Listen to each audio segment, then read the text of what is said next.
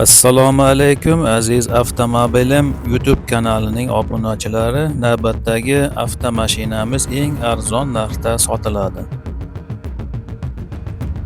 Ushbu avtomobilimiz Cobalt 2-pozitsiya, qora rangda. 2013-yil ishlab chiqarilgan. Cobaltimiz texnik soz holatda.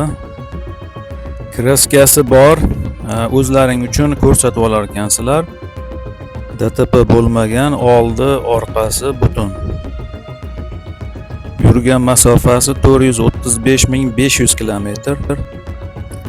ABSlari bor ekan, motorlari soz holatda, rasxoti yo'q. Konditsioner ishlab turibdi. Cobaltimiz propanda ekan, 63 litr sig'imli balon o'rnatilgan ekan. Mana ko'rishingiz mumkin. Orqa tomoniga zapaska balonining o'rniga 63 litrli propan balon qo'yilgan ekan.